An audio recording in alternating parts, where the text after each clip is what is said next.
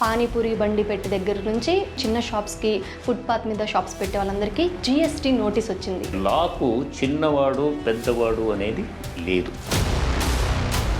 దూద్ పేడ, murukku, sweet meets, bonda అదంతా ఉంటే పేటిఎంలో వస్తే ట్యాక్స్ వస్తుంది.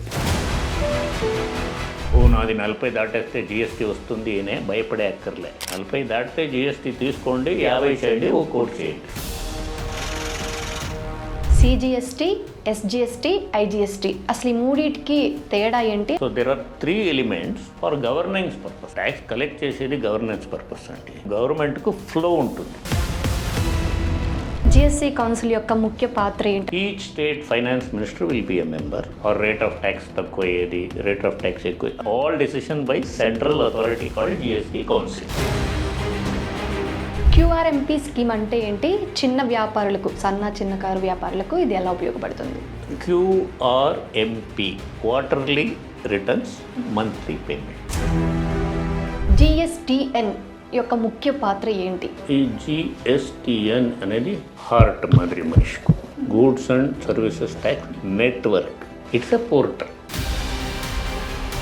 జిఎస్టీ పర్సంటేజ్ చూసుకుంటే 5%, 12%, 18, 28 ఇలా జనరల్గా ఉంటున్నాయి. ఏ రంగానికి ఎంతెంత ట్యాక్స్ వర్తిస్తుంది? That's a very big issue అండి. ఆంధ్రప్రదేశ్, తెలంగాణ బిజినెస్ కమ్యూనిటీలో అందరికీ ఒకే డౌట్, అసలు జిఎస్టీ అంటే ఏంటి? రెస్టారెంట్ నుంచి బేకరీ వరకు, ఫ్రూట్ జ్యూస్ షాప్ నుంచి ఐటీ కంపెనీ వరకు అందరికీ ఇది తప్పనిసరి. సో మనం ఈ ఎపిసోడ్లో జిఎస్టీ ఎందుకు అవసరం, అసలు జిఎస్టీలో ఎన్ని రకాలు ఉంటాయి, ఎంతెంత పర్సంటేజ్ ట్యాక్స్లు ఉంటాయి, అసలు ఇన్కమ్ ట్యాక్స్కి జిఎస్టీకి డిఫరెన్స్ ఏంటి, పాతకాలంలో పన్ను పద్ధతులు ఎలా ఉండేవి, ఇప్పుడు ఈ జిఎస్టీ విధానం ఎలా ఉంది, ఏ బిజినెస్లకి ఎంతెంత పర్సంటేజ్ ఆఫ్ జిఎస్టీ ఉంటుంది, అది కూడా నేను చెప్పేది కాదండి.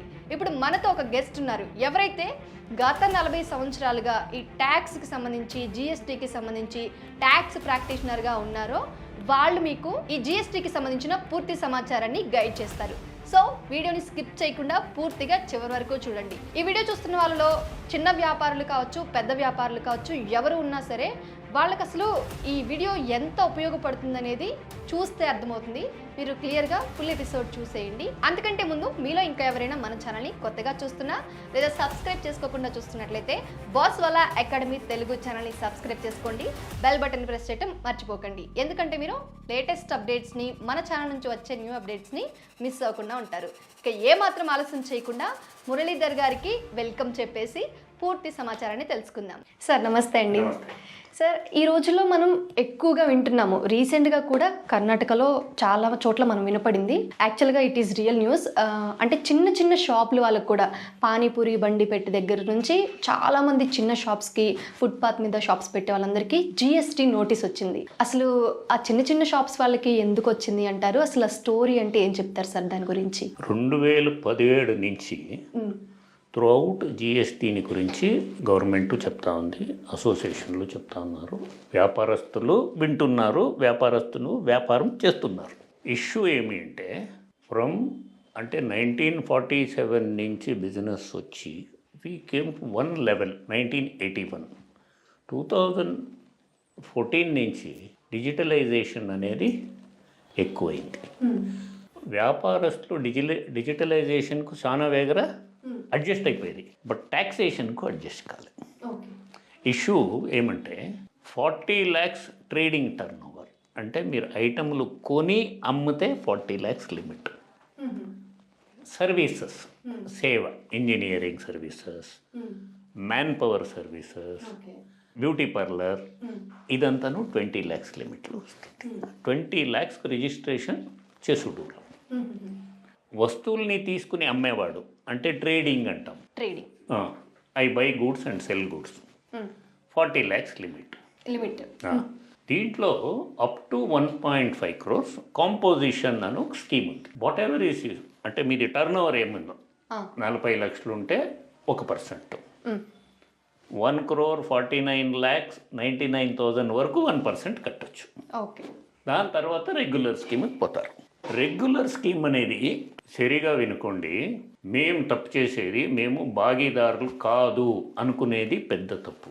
జిఎస్టీకు స్టేక్ హోల్డర్స్ అంటాం. మేము భాగీదారులు, గవర్నమెంట్ భాగీదార, ట్రేడరు భాగీదారులే, మీరు భాగీదారులే, గ్రాహకులు భాగీదారులే. ఇంత ట్యాక్స్ మేము కడతా ఉండేటప్పుడు నేను ఆ లెవెల్లో ఉన్నానా లేదా అని మేము డైలీ ఈవెంట్స్ తెలుసుకోవాల్సి వస్తుంది. ఇప్పుడు 1,50,00,000 కాంపోజిషన్ లిమిట్ అని చెప్తుంది. The other scheme is this every trader knows, అందరికీ తెలుసు. బట్ మళ్ళీ ఒక మాట చెప్తా ఉన్నాను, మేము పర్చేస్ చేసినప్పుడు ఏం ట్యాక్స్ తీసుకుంటామో. ఫర్ ఎగ్జాంపుల్ నేను ఇలాగే కంటిన్యూ చేస్తే అర్థం కాదు, అందుకే మధ్యలో బ్రేక్ ఇస్తున్నాను. మీరు ఇప్పుడు ఒక వస్తువు కొనుక్కుంటారు 100 రూపీస్, దాని ట్యాక్స్ 18 రూపీస్, జిఎస్టీ 18, వస్తు మౌల్యం 100 రూపీస్, మీరు ఇచ్చిండే ట్యాక్స్ 18. అవును. సో మీకు ప్రాఫిట్ 20 రూపాయలు పెట్టుకుంటారు, 120కి అమ్ముతారు, తిరగా 18% ట్యాక్స్ తీసుకుంటారు, అంటే 21 రూపాయి 60 పైసలు తీసుకుంటారు. సో మీరు కలెక్ట్ చేసిన ట్యాక్స్ 21, పే చేసిన tax 18. 21 minus 18 is the balance amount మేము పే చేయాల్సింది every month. Okay, that is a regular scheme. Input tax, output tax. సాధారణంగా అంతా వ్యాపారస్తులకు ఇది తెలుసు. చైన్ లింక్ అండి ఇది. మ్యానుఫ్యాక్చరర్ నుంచి కన్జ్యూమర్కి వచ్చే వరకు ఒక్కడు 100 కోట్ల రూపాయల టర్న్ ఓవర్ ఉంటాడు, వాడు 40 లక్షల రూపాయల టర్న్ ఓవర్ కింద తక్కువ ఉండేవాడికి అమ్మింటాడు, వాడు జిఎస్టీ ఛార్జ్ చేసింటారు. వీళ్ళు వ్యాపారం చేసేటప్పుడు అన్రిజిస్టర్డ్ డీలర్గా ఉంటారు, వీళ్ళు ఛార్జ్ చేయరు. ఇప్పుడు మీ క్వశ్చన్లో ఉండింది ఇష్యూ ఏమంటే, ఈ మధ్య జిఎస్టీ అనేది కొంచెం కలరవంగా ఉండింది కర్ణాటకలో. ఏమి 40 లక్షలకైనా పైన టర్న్ ఓవర్ ఉండే వాళ్ళకు గవర్నమెంట్ నోటీస్ పంపించింది. కరెక్ట్. ఎందుకు పంపించింది? ఉట్టి పేటీఎంఏ 40 లక్షలు దాటింది. సో పేటీఎం ఇట్ సెల్ఫ్ 40 అంటే క్యాష్ ట్రాన్సాక్షన్ దానిపైన ఉంటుంది. అవును. సో నోటీస్ పోయింది. బట్ 70,000 జనాలకు, 1,00,000 జనాలకు అదంతా లేదు. సరే సుమారు ఒక 18,000 జనాలకు నోటీస్ పోయింది. ఓకే. దీంట్లో ಎಷ್ಟು అంటే bakery he sells coffee tea also. Correct. Coffee tea సర్వీసెస్లో వస్తుంది. Selling milk is sale, making coffee and selling is సర్వీసెస్లో వస్తుంది. హోటల్ ఇండస్ట్రీలో వస్తుంది. కాంపోజిషన్ ట్యాక్స్ దానికి వేరే ఉంటుంది. ఇదంతా ఒక కాంప్లెక్స్ సిచ్యుయేషన్, చాలా సంకీర్ణంగా ఉండే వ్యవస్థ. ఇండివిజువల్గా అర్థం చేసుకునే ఈజీ. ఓవరాల్ పేటీఎం పేమెంట్స్లో మీకు 40 lakhs పైన వచ్చింటే నోటీస్ ఇంక ముందుకు వచ్చేది గ్యారంటీ వస్తుంది. బట్ దాంట్లో ట్యాక్సబుల్ ఐటమ్స్ యావదో దానికి మాత్రం ట్యాక్స్ కట్టాలి. పాలకు ట్యాక్స్ లే. ఇప్పుడు మీరు 39 లక్షల రూపాయలు పాలు అమ్మి 2 లక్షల రూపాయలు వేరే బీడీ, సిగరెట్, పాన్ పరాగు, బిస్కెట్ అది అమ్మింటే 2 lakhs పైన ట్యాక్స్ కట్టాల. కాంపోజిషన్ పైన పోతే ఇన్క్లూడింగ్ 40 lakhs 1% కట్టాల్సి వస్తుంది. సో ఈ సిస్టంలో ఇండైరెక్ట్ ట్యాక్సేషన్ అని మేము పిలుస్తాము. అంటే ప్రత్యక్షంగా కట్టే ట్యాక్స్ ఇన్కమ్ ట్యాక్స్ మీకు వచ్చే వరమానంలో. ఇండైరెక్ట్గా కట్టేది sales tax, GST. GST is a part of sales tax. Correct. It is on sale. ఇప్పుడు మీరు ఒక వస్తువు కొని అమ్మితే ట్యాక్స్ కలెక్ట్ చేస్తారు. మీరు రెగ్యులర్ స్కీమ్లో ఉంటే మీరు కొన్నప్పుడు కట్టిన ట్యాక్స్ మైనస్ చేసుకుని కట్టచ్చు. అందరికీ నేను చెప్పేది ఆ స్కీమ్కి పోండి, నా పర్సనల్ అడ్వైజు.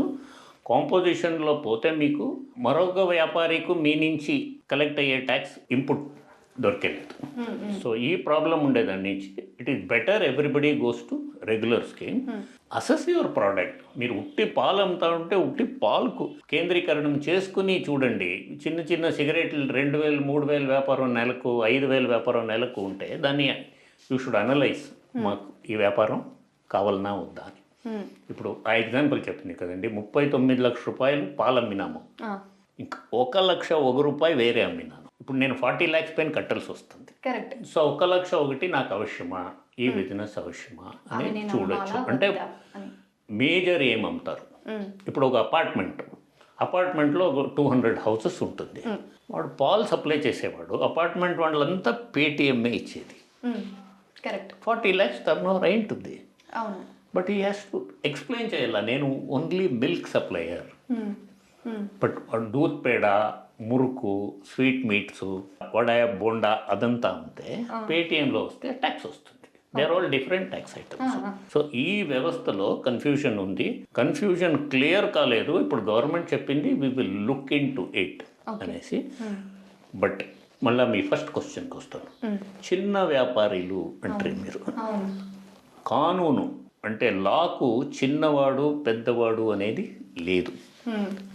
లాకు మీరు చూసే మాదిరి కరుణగా ఉండే కళ్ళు లేదు, చెవులు లేదు. 40 lakhs టర్న్ ఓవర్ అవుతే నువ్వు ట్యాక్సబుల్ డీల్. మీ ఇంట్లో ప్రాబ్లం ఉంది, లోన్ ఉంది, అదంతా ఇండైరెక్ట్ ట్యాక్సెస్ అయ్యలేదు. డైరెక్ట్ ట్యాక్సెస్లో ఎగ్జంప్షన్ ఉంది, ఇన్కమ్ ట్యాక్స్లో డిడక్షన్స్ ఉంది. ఇండైరెక్ట్ ట్యాక్సెస్ అమ్ముతావా కలెక్ట్ చెయ్యి, కలెక్ట్ చేస్తావా కట్టు, ఒక స్కీమ్. అంతే. ఇంకొక స్కీమ్ అమ్ముతావా 1% ట్యాక్స్ కట్టు. ఇంకొక స్కీమ్ ఏం కావాలంటే మీరు డీటెయిల్గా ఈ ఫోరంలో క్వశ్చన్స్ వేస్తే మీ కమెంట్స్లో ఆన్సర్స్ వస్తుంది. నెక్స్ట్ ఈ స్కీమ్ అయినమాట యూ హ్యావ్ ఆప్షన్, అంటే మీకు ప్రొవిజన్ ఉంది. Once in 3 months returns file చేయొచ్చు, లేకపోతే ఎవ్రీ మంత్ ఫైల్ చేయొచ్చు. ఈ స్కీమ్ మంచి స్కీమ్ అండి. ఇండైరెక్ట్ ట్యాక్సేషన్లో GST is for the benefit of dealer. కొనాకు ట్యాక్స్ కట్టేది ఎవరు? కొనేవాడు. అవును. గ్రాహకులు ఉంటాం. అన్ని ట్యాక్స్ ఆయన్నే కట్టేది. అవును. మేము ఇప్పుడు తీసుకుని ఇప్పుడు గవర్నమెంట్కి ఇస్తాం. అది dealer. So he deals as a agent to procure tax, collect tax and pay to government. మేము కొన్నప్పుడు, that is when I by I pay tax to the supplier. When I sell I collect tax. Both these goes to government. రెండు గవర్నమెంట్కే పోయేది.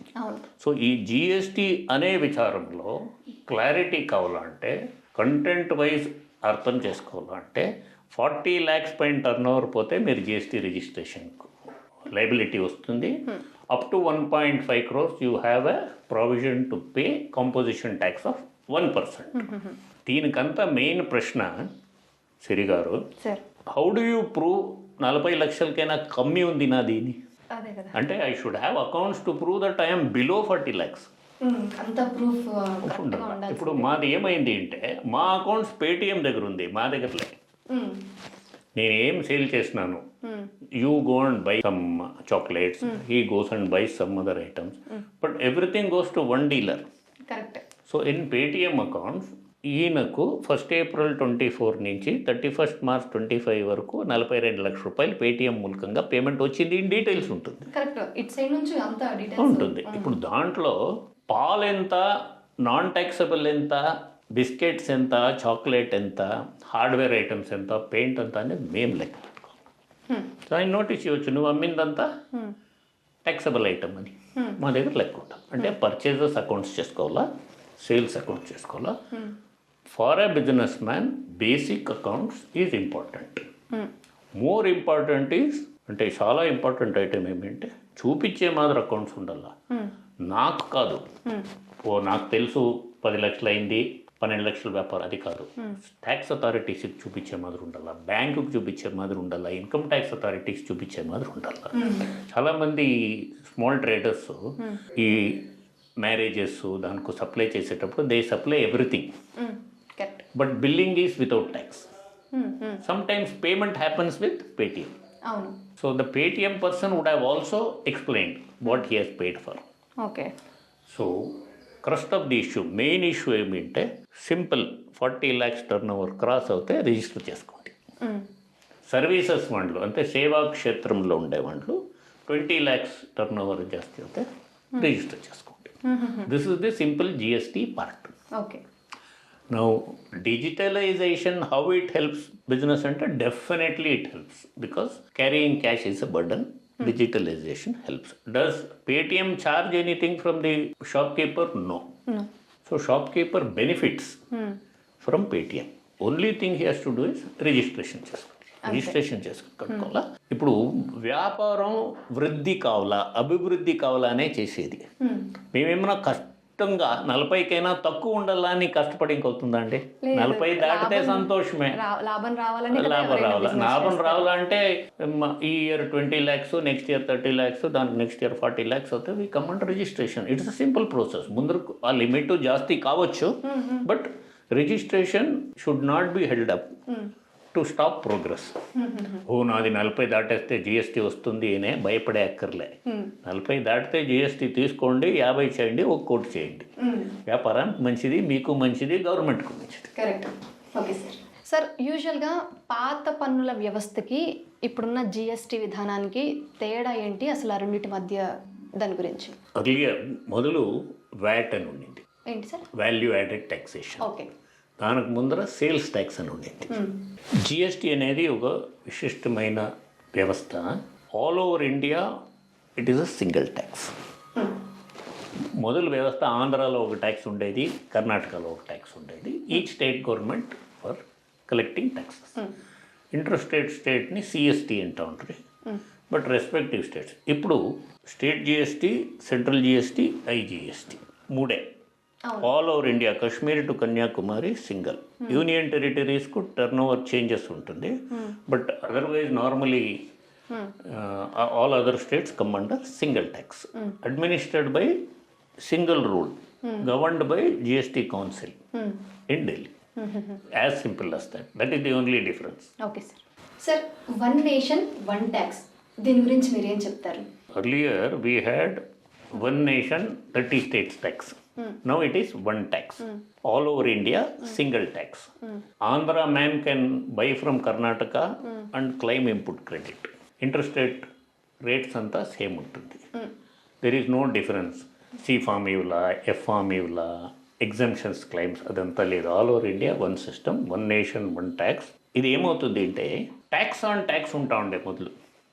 నేను 100 rupees కొంటే 10 rupees tax ఇస్తా ఉంటుంది, తిరిగా నేను మీకు 120 రూపీస్ ఇస్తే మీరు ట్యాక్స్ ఇస్తూ ఉంటారు. ఇది మాదిరి సెట్ ఆఫ్ ఉంటా ఉండలే. So tax on tax cascading effect. So ఇప్పుడు GST one nation one tax వచ్చింది మిట, cost of consumer goods has come down. అంటే వెలలు తగ్గింది compare to previous, and people's purchasing power, buying capacity జాస్తి అయ్యింది. Administration system is easy, accounting is easy, ease of doing business అంటాం, కంఫర్టబుల్గా business చేసే సిస్టమ్. Okay sir. సార్, మీరు ఇందాక చెప్పినట్టుగా సిజిఎస్టీ, ఎస్జిఎస్టీ, ఐజిఎస్టీ, అసలు ఈ మూడింటికి తేడా ఏంటి, అసలు క్లియర్గా చెప్పాలి అంటే వాటి గురించి ఏం చెప్తారు? రేట్ ఒకటే. For example 18% is the rate. You have to collect. మీరు వచ్చి ఒక సూట్ కేసు కొన్నారు నా అంగిల్లో, నా స్టోర్స్లో. So I should charge you CGST 9%, SGST 9%. Total is 18%. CGST is central GST. It goes to central government. SGST is state tax. Okay. IGST is when an interstate sale is made from Karnataka to Andhra, Andhra to Tamil Nadu. That is called IGST single. You can put only 80. Rate of tax is same. So there are 3 elements for governance purpose. Collection. ఇప్పుడు tax collect చేసేది governance purpose అండి. Government loss అవుతుంది అని ఎప్పుడు చెప్పరాదు. గవర్నమెంట్కు flow ఉంటుంది. All the taxes goes to GST council. Each state gets its revenue. Okay sir. Pro rata. Government central గవర్నమెంట్కి ఒక 9% వెళ్తుంది, స్టేట్ గవర్నమెంట్కి 9%. There is the GST council అని ఉంది. That is the administration body. Even finance minister cannot take decision. State also cannot take decision. All decision by central authority called GST Council. So allocation of funds. Karnataka sale goes to Karnataka, Tamil Nadu sale goes to Tamil Nadu, interstate sale. Input tax credit ఉంటుంది కదా. So input tax credit, Karnataka to Tamil Nadu ఇంత వచ్చింది, Tamil Nadu to Andhra ఇంత. They are all software driven internal adjustment. Okay. So tax is equally distributed. Okay. ఇప్పుడు మీరు అన్నట్టుగా GST council యొక్క ముఖ్య పాత్ర ఏంటంటే మనం క్లుప్తంగా చెప్పాలి అంటే, each state finance minister will be a member.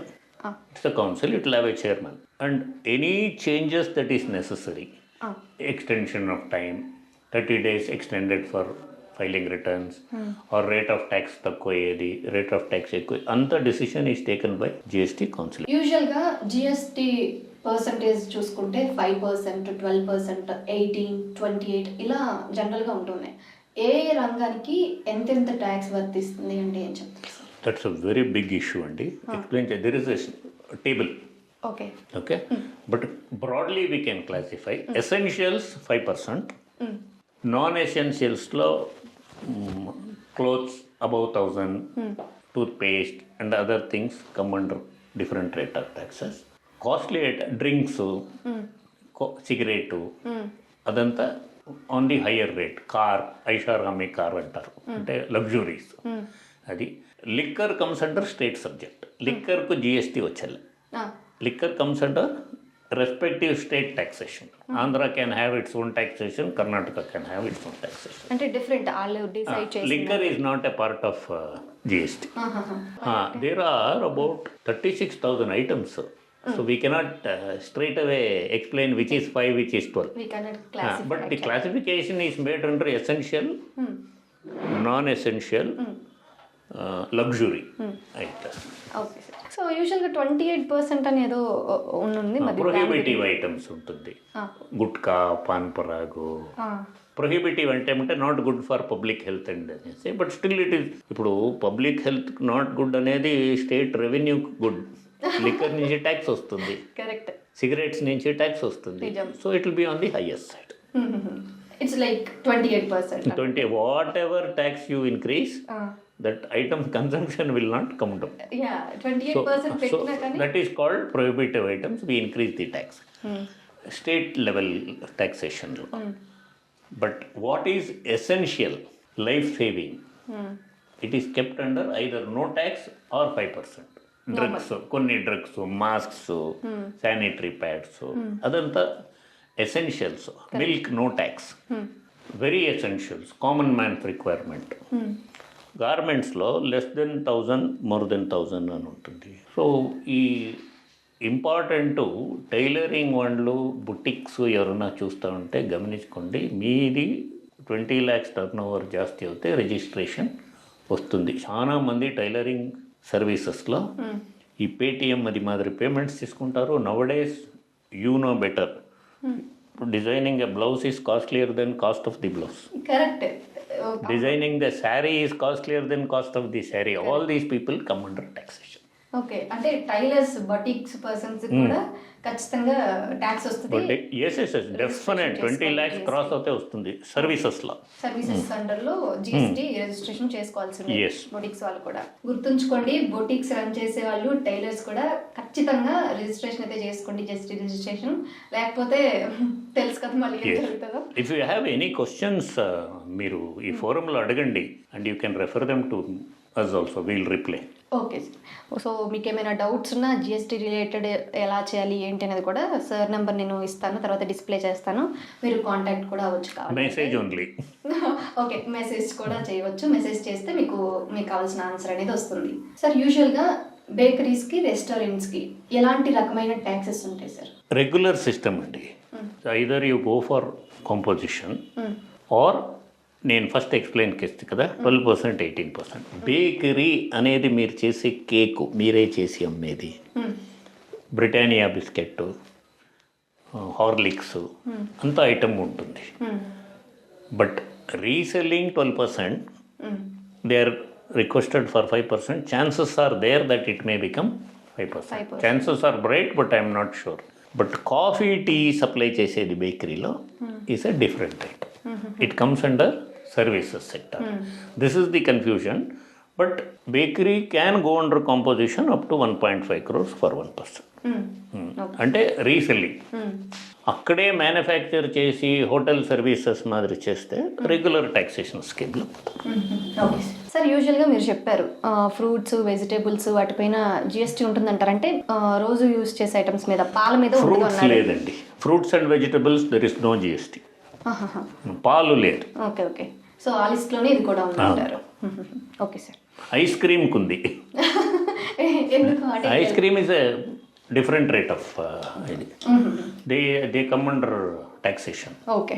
C rice, salt and such other things, what is grown అంటే ఏమి భూమిలో పెరిగే item generally exempted. Okay. But దానికి మీరు మురళీ రైస్, ఇండియా గేట్ అదంతా బ్రాండ్ చేస్తే 5% taxation, 12% taxation depending on the product వస్తుంది. So all these confusions can be cleared only when you, అంటే మీ ఐటమ్స్ ఏమీ చూస్తే మాత్రం మీకు తెలుస్తుంది. మీరు ట్యాక్స్ రేట్ లిస్ట్ చూసి మీ ఐటమ్ డిసైడ్ చేసి ఇంకా వెళ్ళా మీ ఐటమ్ చూస్తే మేము ట్యాక్స్ రేట్ చెప్పొచ్చు. Okay sir, thresh hold limit అంటే ఏంటి? లైక్ ఎంఎస్ఎంఈస్కి గురించి దాని ముఖ్య ప్రాముఖ్యత అంటే ఏం చెప్తారు? This is the important question. Thresh hold limit అని చెప్తే thresh hold limit is for general sales tax traders, అంటే ఐటమ్స్ కొని అమ్మే వాళ్ళకు 40 lakhs, సర్వీసెస్ సెక్టార్ వాళ్ళకు 20 lakhs. వీ హ్యావ్ ఎంఎస్ఎంఈ అనేది మీడియం స్మాల్ ఇండస్ట్రీస్ అండ్ ఎంటర్ప్రైజెస్లో వస్తుంది. MSME just to encourage small industries. MSME నుంచి ఐటమ్స్ కొంటే విత్ ఇన్ 120 days వాళ్ళకి పేమెంట్ చేయాలి. ఓకే, ఇక్కడ పోతే మేము తీసుకుని ఇన్పుట్ క్రెడిట్ రివర్స్ చేయాలి. So that is just to encourage MSME people. Actually it is wrong.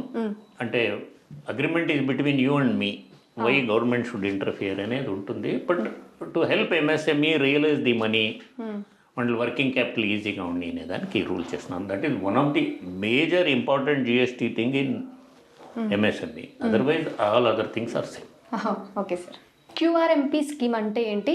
చిన్న వ్యాపారులకు, చిన్నకారు వ్యాపారులకు ఇది ఎలా ఉపయోగపడుతుంది? QRMP quarterly returns, monthly payment. Monthly pay చేయండి, once in 3 months returns file చేయొచ్చు. It's a procedural ease. దీని నుంచి చాలా పరిణామంగా ఏమీ అయ్యలేదు. క్వార్టర్లీ పేమెంట్, మంత్లీ రిటర్న్ అని అంటే హెల్ప్ అయింది. సో ఇది నార్మల్ అంటే అయితే. సార్, మరి జిఎస్టిఎన్ యొక్క ముఖ్య పాత్ర ఏంటి? అసలు దాని గురించి చెప్పాలి అంటే ఏం చెప్తారు? ఈ జిఎస్టిఎన్ అనేది హార్ట్ మాదిరి మనిషికు, goods and services tax network. It's a portal, it's a centralised portal. I can open, అంటే నేను మీ జిఎస్టిఎన్ నంబర్ నా దగ్గర ఉంది, జిఎస్టిఎన్ పోర్టల్ ఓపెన్ చేసి మీ జిఎస్టిఎన్ నంబరు ఎంటర్ చేసి మీరు మంచి డీలరా లేదా అనేది దాంట్లో తెలుస్తుంది. అంటే ఇప్పుడు మీరు నన్ను గురించి వెరిఫై చేయాలా, నా జిఎస్టిఎన్ నంబర్ వేస్తే yes he is a dealer, no not filing return, information వస్తుంది. Plus GSTN network you can use it in your cell phone or laptop or PC.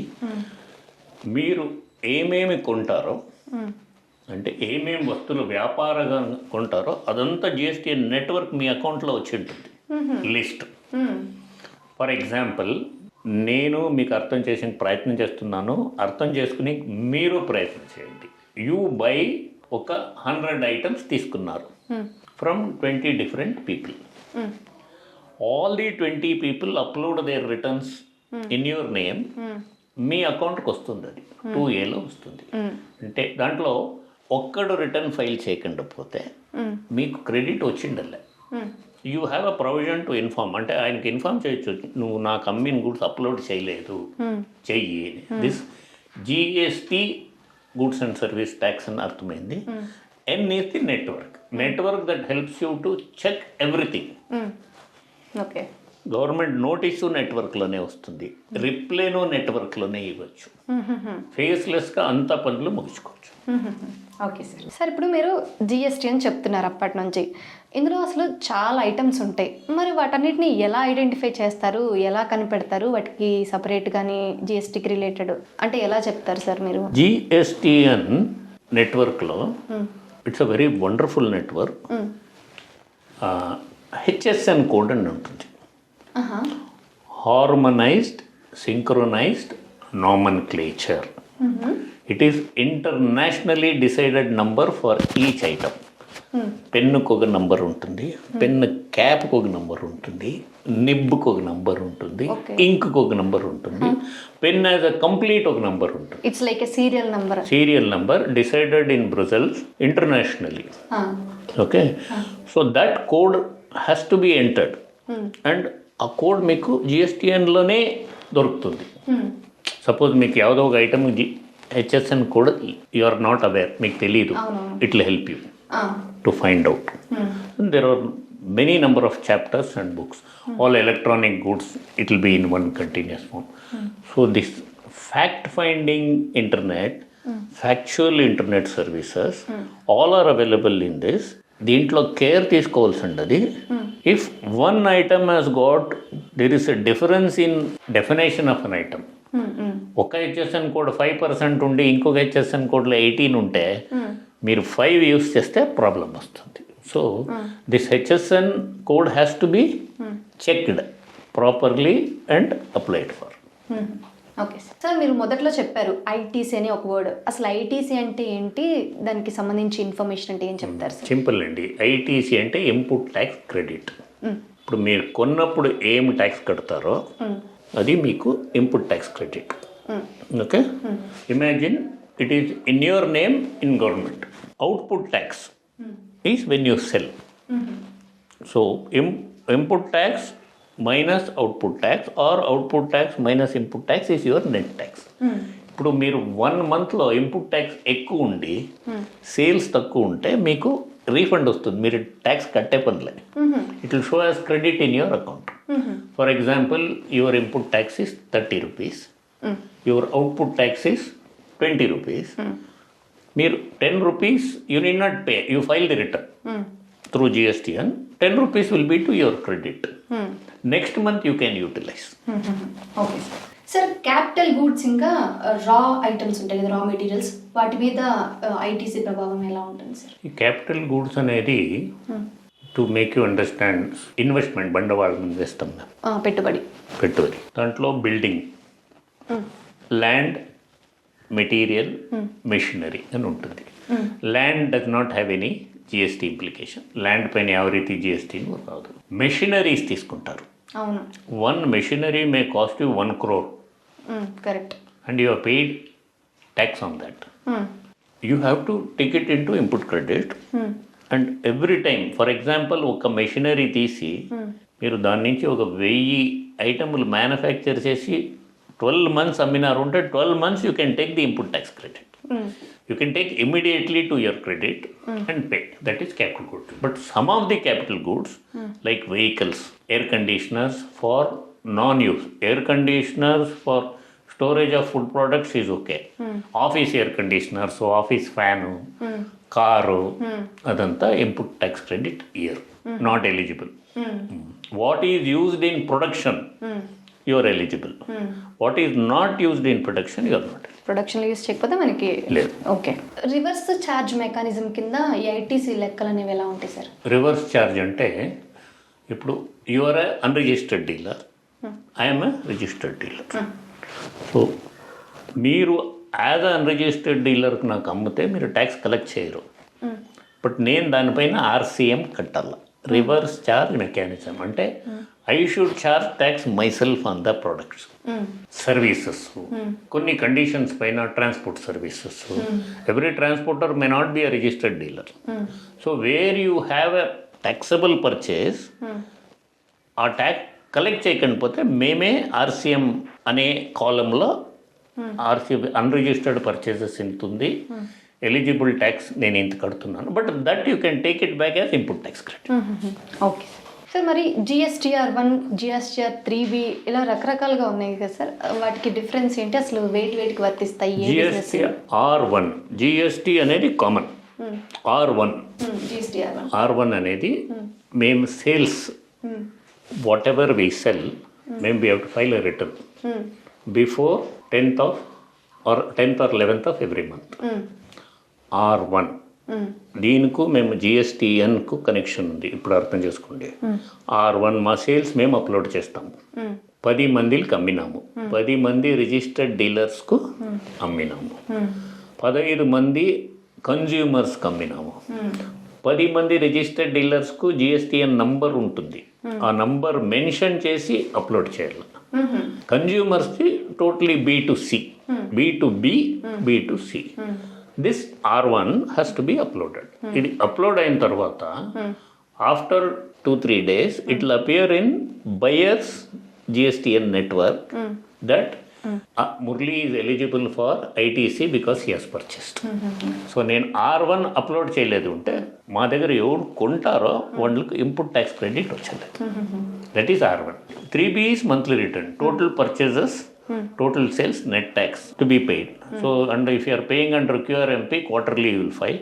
If you are paying under regular scheme, monthly you will file on or before 20th.